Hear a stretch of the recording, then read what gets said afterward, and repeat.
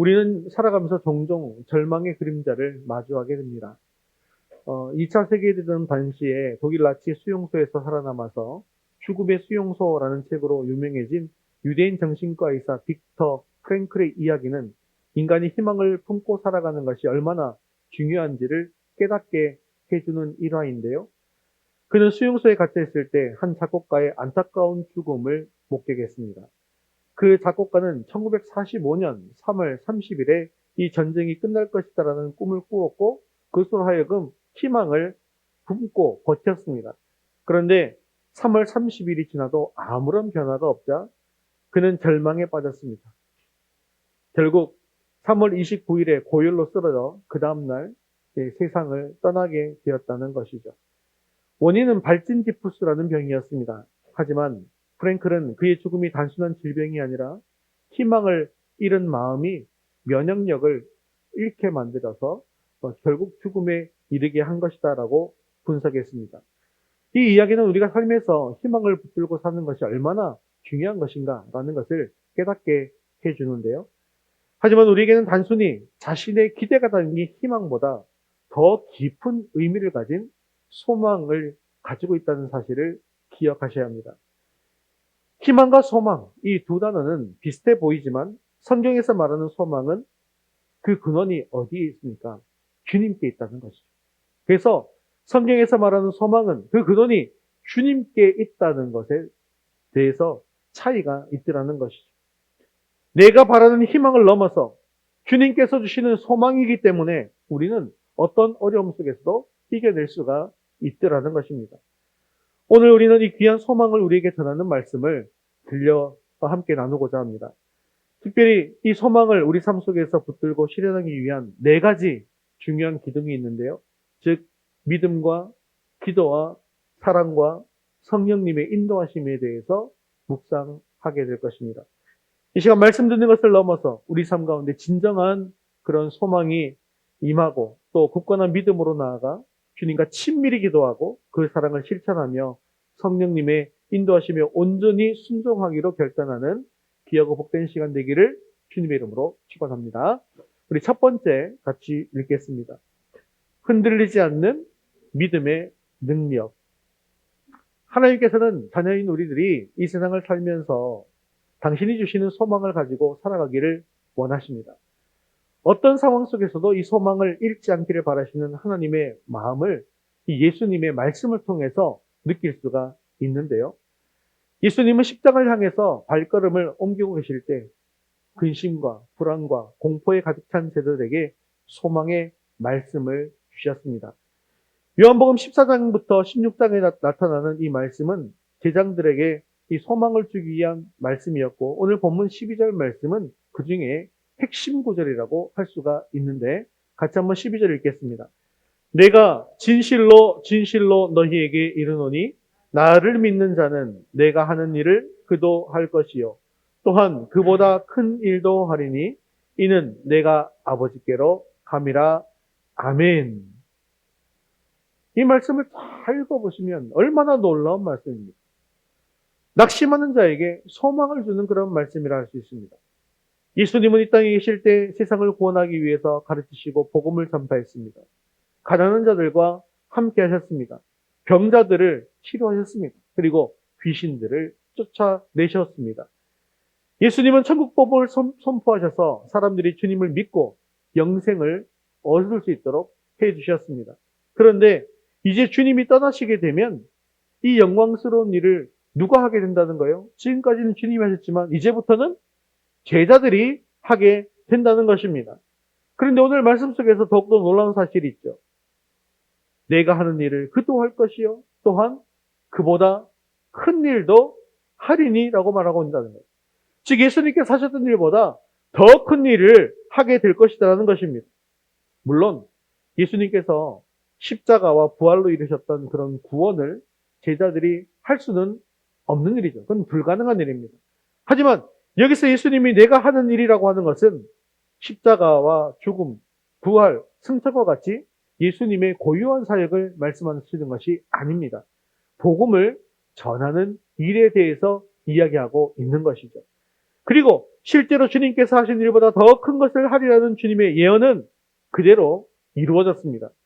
예수님께서 이 세상을 떠나신 후에 성령님을 보내주셔서 제자들이 모두 성령의 충만함을 받게 되고 또 능력을 받아서 놀라운 일들을 행하게 되었던 것이죠. 제자들은 예수님이 하신 것처럼 복음을 전파했습니다. 말씀을 가르칩니다. 병자들을 치료했습니다. 귀신도 쫓아내었습니다. 심지어 예수님께서는 어떤 기적까지 베푸셨습니까? 죽은 자도 살리셨는데, 그럼 제자들은 죽은 자를 살렸을까요? 못 살렸을까요? 살렸어요? 못 살렸어요? 제자도요, 죽은 자를 살렸습니다. 브란노 소원에서 졸다가 죽은 유두고라는 청년이 있었죠. 그 청년을 살렸잖아요. 죽은 자도 살렸어요. 그런데 그들은 정말로 이 예수님이 행하신 일보다 더 큰 일을 행했다라는 겁니다. 제자들은 예수님이 활동하셨던 이스라엘 지역에만 머물지 않습니다. 더 큰 세계로 나아가게 된 것입니다.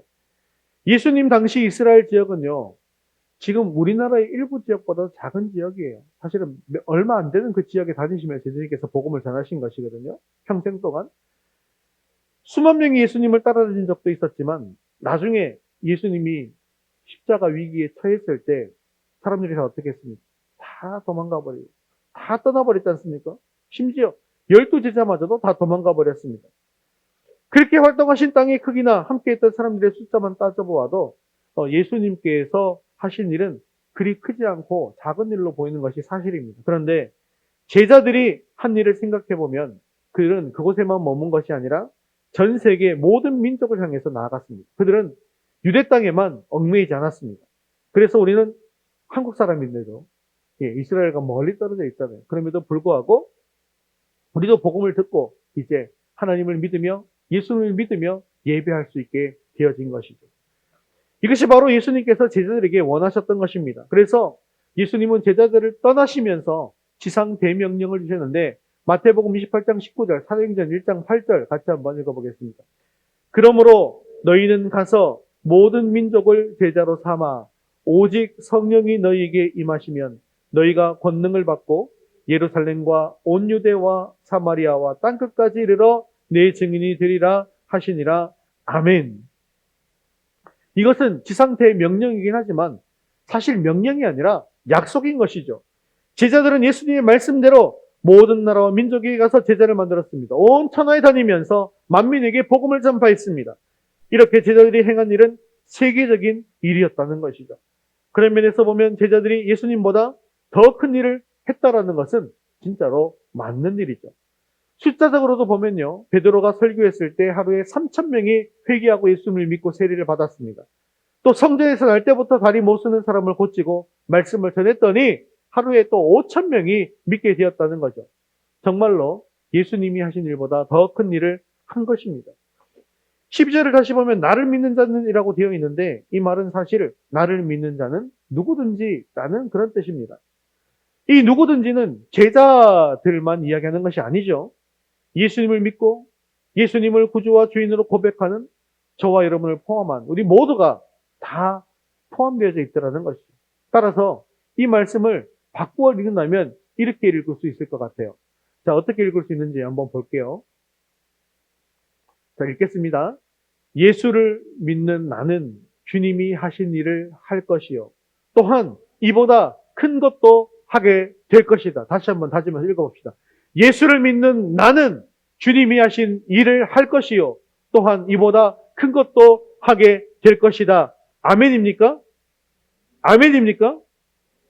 근심에 빠져있는 제자들을 위로하고 소망을 주시기 위해서 하신 말씀이 바로 오늘날 우리에게도 주시는 그런 말씀이라는 사실입니다. 주님은 결코 내가 진실로 진실로 너에게 이르노니 네가 부자라야 일을 할 수 있다. 네가 큰 집에 살아야 한다. 네가 어느 정도 사회에서 높은 지위에 있어야 한다. 좋은 직장에 다녀야 한다. 좋은 학벌을 가져야 한다라고 말씀하신 적이 없습니다. 성경 어디에도 그런 이야기는 없습니다. 오히려 제자들 중에는 세상에서 알아주지 않는 그런 비천한 신분의 사람들도 많았습니다. 그런데 주님의 일을 하고 더 큰 일을 하는 조건이 있는데 그것은 하나밖에 없어요. 나를 믿는 자는, 나를 믿는 자는. 사랑하는 성도 여러분, 우리가 세상적인 기준이 아니라 오직 믿음으로 주님을 믿는 믿음 안에서 더 큰 일을 감당하는 역사의 추격이 될 수 있기를 주님의 이름으로 축원합니다. 우리 두 번째 같이 읽겠습니다. 기도의 특권과 응답의 비결. 예수님을 믿는 사람은 놀라운 일을 할 것이다 라고 말씀하셨는데, 그렇게 하기 위해서 반드시 필요한 것이 있습니다. 그것은 바로 주님의 도우심이라는 것이죠. 기도하면서 살아가는 가운데 응답을 받아야지만 그 일을 감당할 수가 있더라는 것입니다. 그런데 응답받는 기도의 조건이 무엇일까요? 요한복음 14장 13절 14절은 이렇게 이야기합니다. 같이 읽겠습니다. 너희가 내 이름으로 무엇을 구하든지 내가 행하리니 이는 아버지로 하여금 아들로 말미암아 영광을 받으시게 하려 함이라. 내 이름으로 무엇이든지 내게 구하면 내가 행하리라. 아멘. 이 말씀 무엇입니까? 기도가 응답받기 위해서는 예수님의 이름으로 기도해야 한다는 것입니다. 요한복음에는 기도에 대한 가르침이 예수님의 고별 선교라고 부르는 14장에서 16장 사이에 6번이나 나오고 있는데요. 이 구절들을 보면 모든 기도의 구조는 이렇습니다. 조건, 이렇게 하면, 결과, 이렇게 될 것이다 라고 되어져 있습니다. 이 조건이 무엇입니까? 이 조건은 예수님의 이름으로, 내 이름으로 기도하는 것이고, 결과는 그런 조건 아래서 모든 기도가 응답된다는 것입니다. 자, 그렇다면 응답받는 기도의 비결, 가장 중요한 비결은 무엇입니까? 예수님의 이름으로 기도하는 것입니다. 그래서 우리가 예수님의 이름으로 기도합니다라고 기도를 마치지 않습니까? 이게 무슨 뜻입니까? 나는 힘이 없어요. 하지만 예수님의 힘으로 예수님의 능력을 의지해서 기도합니다라는 것입니다. 그런데 예수님의 이름으로 기도한다라는 것은 예수의 이름에 효력이 있기 때문에 마치 주문처럼 중얼중얼 하다가 그냥 예수님의 이름으로 기도합니다라고 한다면 다 응답된다라는 그런 뜻은 결코 아니라는 것입니다. 그래서 어떨 때 막 이럴 때 있잖아요. 막 기도 다 했는데 해 주옵소서 아멘. 이런 경우 아무도 없으신가요? 어떤 경우에 대표 기도했는데도 그런 경우가 있어요. 근데 그러면 혹시나 내가 까먹었으니까 아이고 까먹었네. 예수님의 이름으로 기도합니다. 안 했으니까 응답 안 받겠네. 또 뭐 이렇게 기도를 다시 해야 되겠다. 뭐 이렇게 생각하는 경우가 있는데요.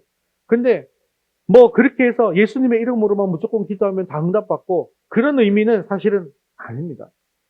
예수님의 이름으로 기도하면 자동으로 다 응답받는다라는 의미가 아니라고 한다면 그러면 예수님의 이름으로 기도한다라는 것의 정확한 의미는 무슨 의미가 되는 것일까요? 예수님의 이름으로 기도한다라는 것은요. 예수님이 나와 함께 하시는 것을 의미하는 것입니다. 마태복음 18장 20절에 보면 이런 말씀이 있죠. 같이 읽겠습니다. 두세 사람이 내 이름으로 모인 곳에는 나도 그들 중에 있느니라.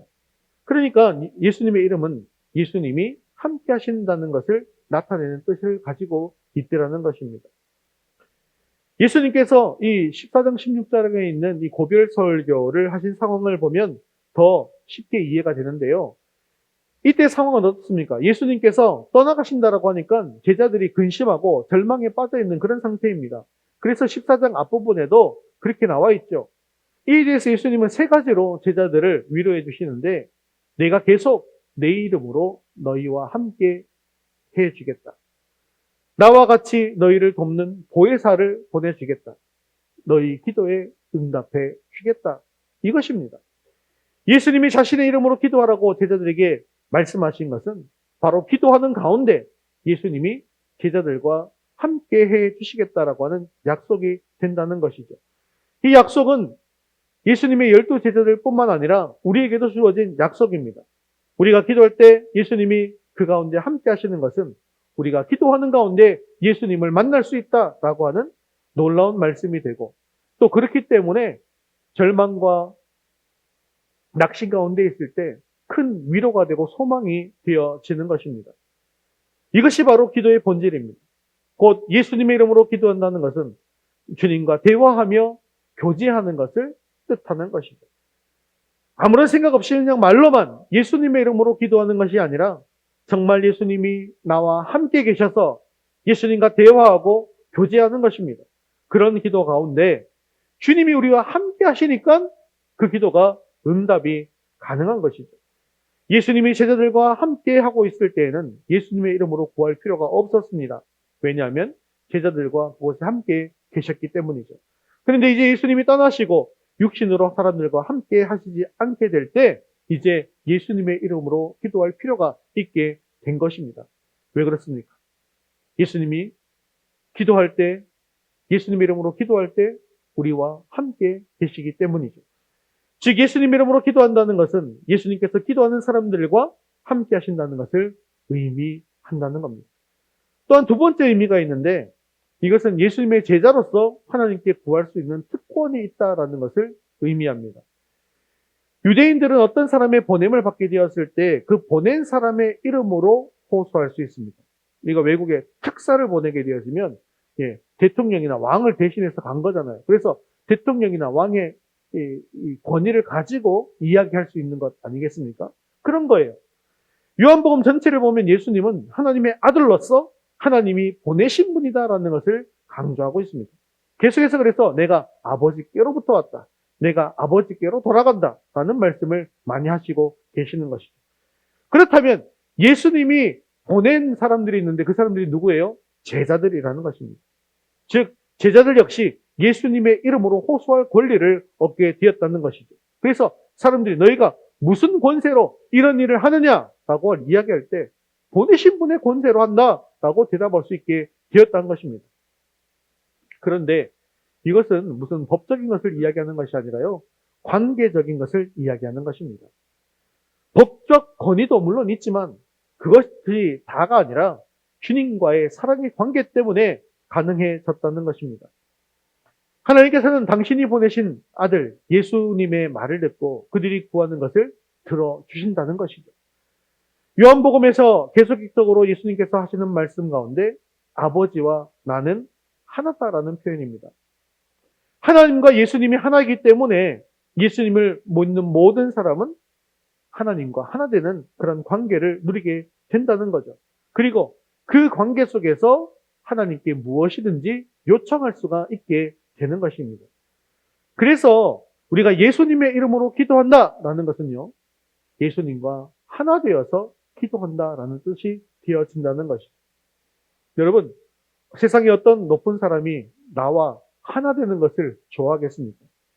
돈이 아주 많은 대기업 기업 회장을 찾아가거나 권력이 높은 대통령을 찾아가서 저는 당신과 하나 되고 싶습니다 라고 이야기한다면 그 사람은 나를 어디로 보낼까요?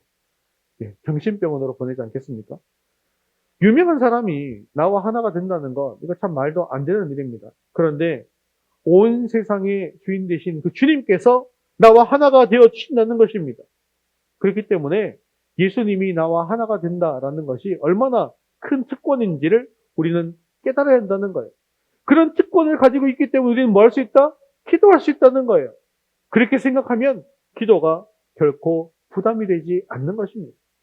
그리고 기도는 결코 일방적인 그런 통행이 아닙니다. 그래서 내가 그냥 하나님께만 막 일방적으로 이야기하고 쏟아내는 것이 아니라는 거예요. 양방향 통행이라는 겁니다. 그렇기 때문에 어떤 기도를 하든지 그 초점은 주님과의 만남과 교제에 있다라는 것을 알아야 한다는 거예요. 그리고 주님과 하나 되는 관계 속에서 우리 기도가 응답된다는 것입니다.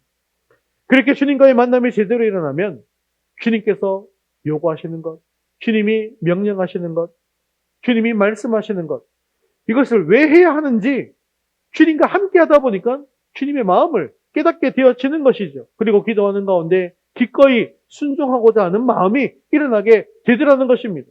그러한 순종의 과정에서 기도는 더욱더 활발하게 되어지는 것이고 더욱더 깊이 주님을 만날 수 있게 되어진다는 것이죠. 예수님은 제자의 기도에 대해서 내가 행하리라 라고 단도직입적으로 말씀하고 계십니다. 이렇게 행하는 것, 우리가 기도하면 주님께서 행하시는 것, 이런 기도를 15장에서는 열매 맺는 기도라고 이야기하고 있습니다. 열매를 맺는 것이다라고 하는 것은 내가 예수님 안에 예수님의 말씀이 내 안에 거하면서 그 능력으로 살아갈 때 나타나게 되어지는데 특히 이웃을 사랑함으로 나타나게 되어진다는 것이죠. 여러분, 예수님을 믿는다라는 것이 무엇입니까? 우리가 머리로만 아니면 입으로만 믿습니다. 믿습니다. 믿습니다. 이렇게만 하면 그것이 믿는 것일까요?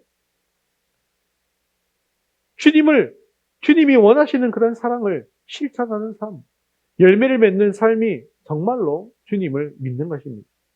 그것이야말로 이웃을 사랑하는 것입니다. 그런 기도에 대해서 하나님께 무엇을 기도하든지 다 너에게 응답해 주시겠다 라고 말씀하고 계시는 것이죠. 그러니까 결국 다 하나님 사랑과 이웃 사랑이라는 것입니다. 믿음도 기도도 다 하나님 사랑과 이웃 사랑입니다. 하나님과의 깊은 만남과 친밀한 관계 속에서 기도하며 나아가게 된다면 삶 속에서는 이웃을 사랑하는 열매로 나타나게 되어진다는 것이죠. 주님이 우리를 사랑하는 것처럼 우리도 서로 사랑하는 모습으로 나타나게 된다는 것입니다. 이런 상태에서 우리가 무엇이든지 구하면 다 응답되고 다 행해 주신다라는 거예요. 그런데 우리가 이렇게 생각하는 경우들이 있어요. 내가 남들을 도우려고 한다면 어느 정도 잘 살아야 하는데 내가 그 정도가 못 되니까 아직도 못 돕겠습니다. 라고 이야기하는 분들이 계세요. 내가 잘 되고 형편이 좋아지면 돕겠습니다. 라고 이야기한다면요. 평생 도울 수가 없습니다. 왜냐하면 형편이 좀 더 좋아지면 더 좋은 사람들이 보이거든요. 내가 더 좋아지면 그때 할게요. 하다 보면 평생 도울 수가 없다는 거예요. 우리 삶의 필요는 어떤 형편이 있든지 항상 필요하기 마련입니다. 그러니까 내가 넉넉해서 남을 돕는 것이 아닙니다. 힘들지만 그래도 사랑을 실천하는 것이죠. 그런데 놀랍게도 그럴 때에 기도가 응답되고 그럴 때에 하늘의 축복이 넘쳐나게 된다는 겁니다. 사랑하는 성도 여러분, 이제 우리는 기도하는 특권을 받은 자입니다. 주님과 깊이 교제하면서 주님과의 관계 속에서 온전히 응답받는 삶을 살기로 결단하시기를 바랍니다. 이 특권을 위해서 우리의 삶을 통해 하나님의 사랑과 능력이 나타날 수 있게 되어지기를 주님의 이름으로 축원합니다. 우리 세 번째 같이 읽겠습니다. 사랑의 실천이 곧 순종입니다. 이제 예수님이 떠나가심으로 진리의 공동체를 이루게 될 것을 말씀하시는데 15절 말씀 같이 읽겠습니다. 너희가 나를 사랑하면 나의 계명을 지키리라. 예수님은 어떤 사람의 기도를 들어주신다고요? 예수님을 사랑하는 사람입니다. 그 사랑을 나의 계명, 즉 예수님의 말씀을 지키는 것으로 표현하는 사람이 드리는 기도를 받으신다는 것이죠. 이 계명이 무엇입니까? 우리가 지난주에도 이 큐티 말씀이기 때문에 같이 나눴죠. 이 계명 무엇입니까? 새로운 계명 두 가지 말씀드렸죠. 하나님 사랑, 이웃 사랑.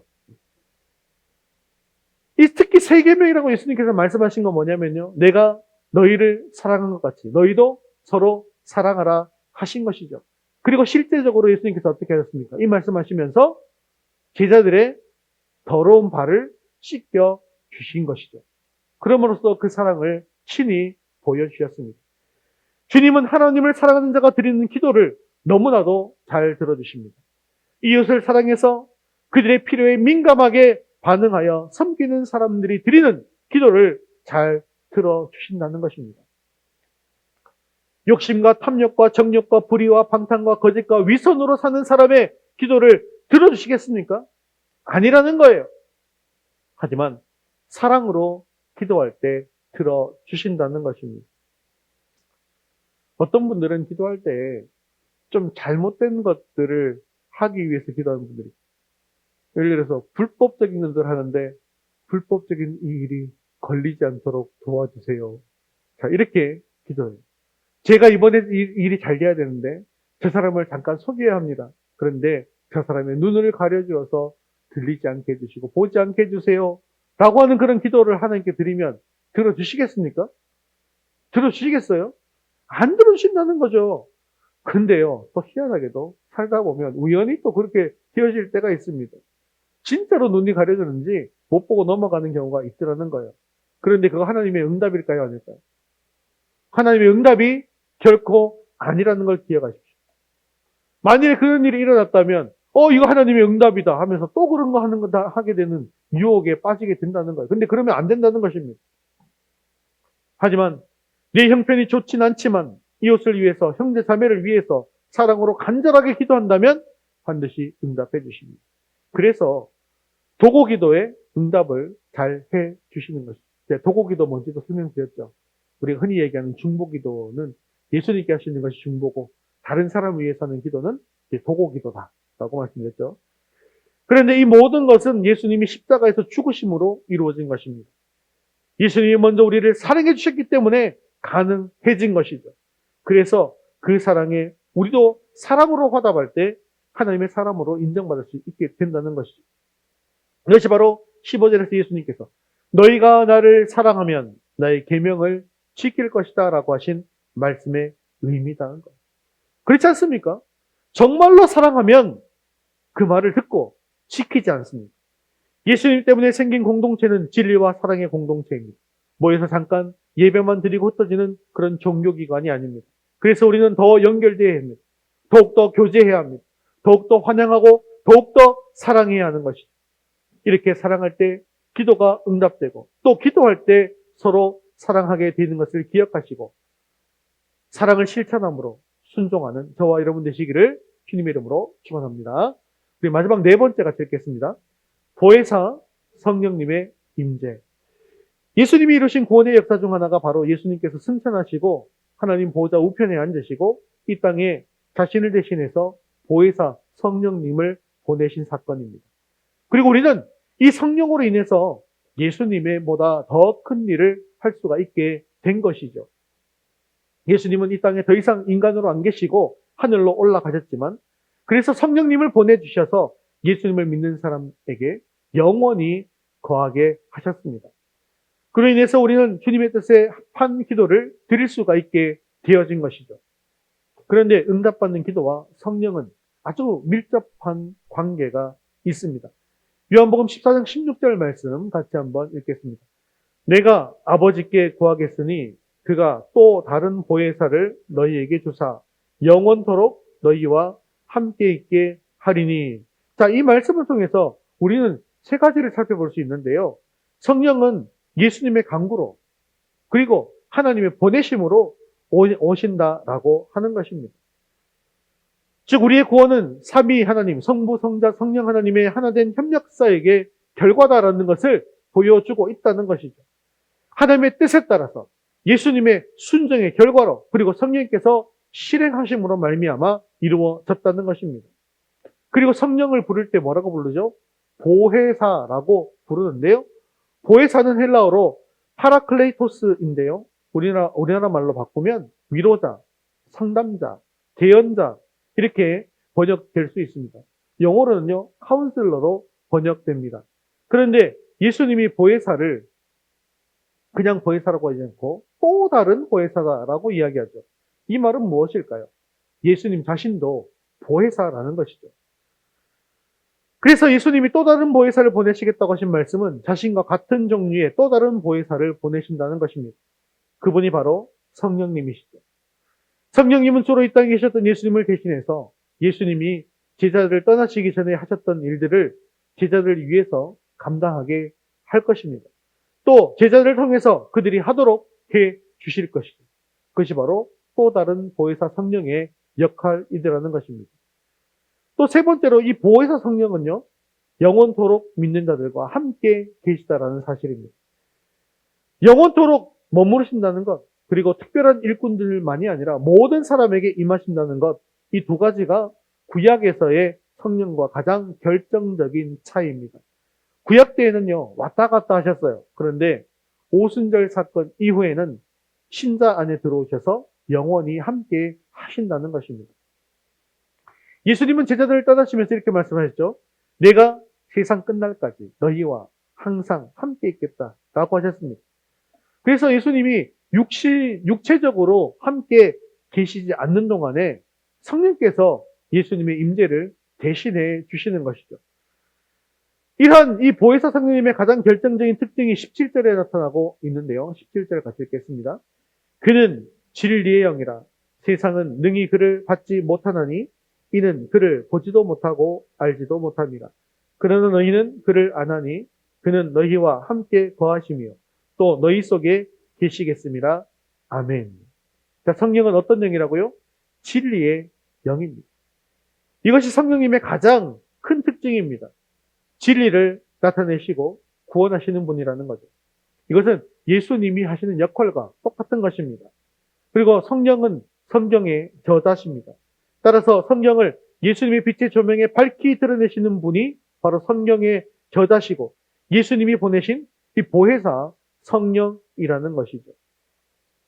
그래서 우리가 이 성령 받은 사람들이 성경을 읽고 큐티를 하게 되어지면 이 성경 속에 드러난 하나님의 뜻이 무엇인지를 우리가 알 수 있게 되어진다는 거예요. 그래서 캄캄할 때에 빛을 비추면 보인다라고 해서 성령의 보하심, 조명하심이다라고 이야기한다 그랬잖아요. 그죠? 그래서 우리가 큐티를 할 수 있는 거예요. 큐티를 해도 그게 신학을 공부하지 않아도 하나님이 나에게 무슨 말씀을 하시는지 알아들 수가 있게 된다는 것이죠.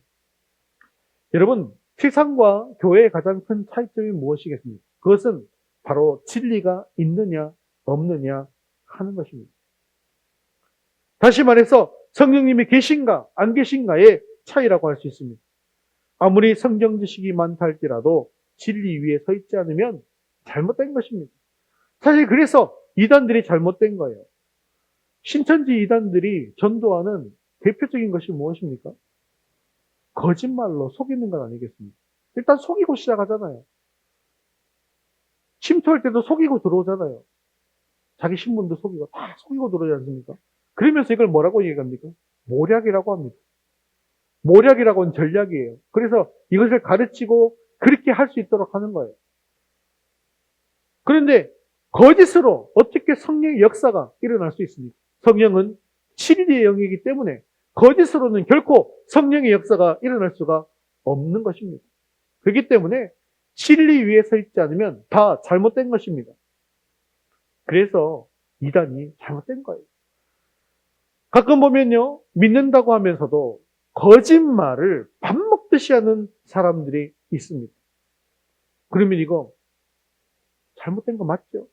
왜냐하면 성령이 있는데, 내 속에 성령이 거하고 계시는데, 성령은 진리의 영인데, 거짓말을 밥 먹듯이 한다면 잘못된 것이 맞는 것입니다.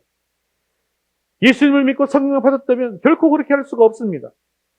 혹시 거짓말을 하려고 하면 네 안에 계신 성령께서 진리의 영이시기 때문에 마음속에 양심을 찔러주시는 거예요. 그래도 자기 마음대로 하겠다고 한다면 잘못되는 거죠. 아무리 뜨겁게 예배하거나 많은 활동을 한다고 할지라도 진리 위에 서 있지 않는다고 한다면 그것은 결코 참된 것이 아닙니다. 많은 의사와 치유와 기적이 있지만 진리 위에 서 있지 않는다고 한다면 그것도 참교회가 아니는 것이죠. 이제 예수님은 가시지만 제자들은 결코 버림받지 않을 것입니다. 그래서 절망에 빠지지 않습니다. 왜 그렇습니까? 예수님은 가시지만 완전히 가시는 것이 아니기 때문입니다. 이 18절 말씀 읽겠습니다. 내가 너희를 고아와 같이 버려두지 아니하고 너희에게로 오리라. 예수님은 자신이 간다 해도 제자들은 고아가 되지 않는다는 거예요. 버림받은 것이 아니라는 것입니다. 그 이유가 무엇입니까? 너희에게로 오리라 라고 말씀하시고 계시기 때문이죠. 이제 예수님께서 가시면 보혜사 성령님이 예수님을 대신해서 오시게 되는 것입니다. 그분은 진리의 영이십니다. 주의 영이십니다. 그래서 고와 같이 우리를 버려두지 않고 우리와 함께 하시는 그 성령께서 나와 함께 하신다라는 것이죠. 그리고 예수님께서는 너희에게로 오리라는 말씀을 19절에 다시 또한 설명하고 있는데 19절 같이 읽겠습니다. 조금 있으면 세상은 다시 나를 보지 못할 것이로되 너희는 나를 보리니 이는 내가 살아있고 너희도 살아있겠습니다. 예수님은 자신이 오리라는 말씀을 여기서는 살아있다라고 표현하고 있는데요. 예수님은 영원히 우리의 왕으로 살아계셔서 함께 해주신다는 것입니다. 그러므로 우리는 비록 환경을 보면 주님이 안 도와주시는 것처럼 보인다 할지라도 우리는 내가 너희를 고아와 같이 버려두지 않을 것이다라는 예수님의 이 말씀을 붙들고 살아야 한다는 것이죠. 이것이 살아있는 그리스도인과 교회의 모습이라는 것입니다. 20절에는 또 이렇게 설명하고 있는데 20절도 읽겠습니다. 그날에는 내가 아버지 안에, 너희가 내 안에, 내가 너희 안에 있는 것을 너희가 알리라. 자, 19절에 보면 조금 있으면이라고 말씀했는데 20절에는요. 그거를 그날이라고 이야기합니다. 그런데 그날이라고 하는 표현은요. 구약에서 전통적으로는 이 종말의 때를 이야기하는 것입니다. 그런데 그날이나 종말은 그 단 하루나 이 특정한 시점을 이야기하는 것이 아닙니다. 옛 시대가 가고 새 시대가 오는 것을 이야기하는 것인데 예수님이 부활하심으로 말미암아 새로운 시대가 열리게 된 거예요. 새로운 언약이 체결되는 새 시대가 열린 것입니다. 그리고 주님이 다시 오셔서 새 시대를 완성하는 그날까지 그날은 계속 지속되어져 가는 것입니다. 그날이 오면 제자들이 깨닫는 것이 두 가지가 있다는 거죠. 그게 뭡니까? 제자들은 예수님이 아버지 안에 거하고 계시다는 사실을 깨닫게 되는 것입니다. 또한 두 번째로는 제자들은 자신들이 예수님 안에, 예수님이 자신들 안에 계시다는 것을 알게 된다는 것이죠. 너희가 내 안에, 내가 너희 안에 있는 것을 너희가 알리라. 이것은 예수님이 비록 승천하시고 제자들을 떠나가지만 성령을 통해서 여전히 제자들과 함께 하신다는 것을 제자들이 알게 될 것이라는 의미인 것입니다. 십자가 부활을 통해서 그리고 성령을 통해서 예수님이 우리와 하나 되시기 때문에 우리는 결코 부하처럼 버림받지 않을 것입니다. 예수님께서 떠나신다고 해서 결코 예수님이 안 계신 것이 아니라는 것입니다. 그러므로 그리스도인이라고 하면 예수님이 하나님의 아들로서 하나님의 뜻을 이루신 분자라는 사실을 믿을 뿐만 아니라 예수님이 지금도 살아계셔서 우리와 함께 하시고 동행하시는 분이라는 사실을 믿는 사람인 것이죠. 그리고 이런 사람이 살아가는 삶의 방식이 바로 21절에 나와 있는 말씀입니다. 같이 읽겠습니다. 나의 계명을 지키는 자라야 나를 사랑하는 자니 나를 사랑하는 자는 내 아버지께 사랑을 받을 것이요 나도 그를 사랑하여 그에게 나를 나타내리라. 아멘. 이것은 15절에 말씀하신 것이고 또 22절, 23절, 24절에 다시 말씀하는데요. 즉 성령님의 임재를 체험하는 것은 예수님의 계명에 순종함으로써 예수님을 사랑하는 것이다라고 이야기하는 것입니다. 그런데 앞에는 없었던 약속이 여기 또 덧붙여지는 게 있습니다. 예수님의 계명을 지킴으로써 예수님을 사랑하면 어떤 결과가 온다는 거예요? 첫 번째로는 내 아버지, 즉 하나님 아버지께 사랑을 받게 된다는 것입니다. 두 번째는 예수님도 그를 사랑해서 그에게 자신을 나타내 주신다라는 것입니다. 이처럼 예수님을 사랑하면요. 예수님께 사랑받는 것은 당연하고 하나님 아버지께서 우리를 사랑해 주신다는 것입니다. 무엇보다도 예수님은 자신을 사랑하는 제자들을 통해서 자신을 나타내실 것이죠. 그래서 13장 34절 35절에 세 계명에 대해서 이렇게 말씀하시는데 우리 세 계명을 다시 한번 읽어보겠습니다. 새 계명을 너희에게 주노니 서로 사랑하라. 내가 너희를 사랑한 것 같이 너희도 서로 사랑하라. 너희가 서로 사랑하면 이로써 모든 사람이 너희가 내 제자인 줄 알리라. 아멘. 이 세상에서 예수님을 가장 잘 나타낼 수 있는 사람, 내가 제자임을 가장 잘 나타낼 수 있는 사람이 누구입니까? 성경을 많이 하는 사람이 아닙니다. 기도를 많이 하는 사람도 아닙니다. 설교를 잘하는 사람도 아닙니다. 성경을 사랑하는 사람도 아니고 봉사를 많이 하는 사람도 아닙니다. 오직 성경의 가르침에 순종하는 사람. 즉 하나님을 사랑하고 이웃을 사랑하고 특히 예수님이 사랑하신 그 사랑을 입은 자로서 그 사랑으로 형제 자매를 사랑하는 사람이 예수님을 가장 잘 드러낼 수 있다는 것입니다. 그리고 이것이 바로 순종이라는 것이죠. 다른 게 아닙니다. 우리가 순종하지만 순종은 다른 것이 아니라 그저 사랑하는 것입니다. 다른 사람을 사랑하지 않고 있으면 결코 순종이 아니라는 거예요. 강도나 살인처럼 이렇게 죄를 범하는 것, 이런 것만 죄라고 생각하는데 하라고 하신 것을 하지 않는 것도 죄인 것을 알아야 합니다. 주님께서 사랑을 하셨는데 사랑하지 않으면 그것이 죄가 된다는 것이죠. 사랑하고 순종할 때 바로 그런 사람이 예수님을 세상에 가장 잘 드러낼 수 있고 그런 교회가 세상에 예수님을 가장 잘 드러낸다는 것입니다. 어떤 사람이 얼마나 아느냐, 얼마나 많이 가졌느냐, 세상에서 얼마나 높은 위치에 있고 얼마나 큰 영향을 끼치는 사람이냐는 주님의 관심사가 아닙니다. 우리 예수님은 그가 주님을 얼마나 사랑하고 계시는가 이것을 보고 계신다는 사실을 기억하십시오. 그래서 그 사랑으로 서로를 얼마나 사랑하는지 또 나아가서 이웃을 얼마나 사랑하고 섬기는지를 보시고 그곳에 관심을 가지고 계십니다.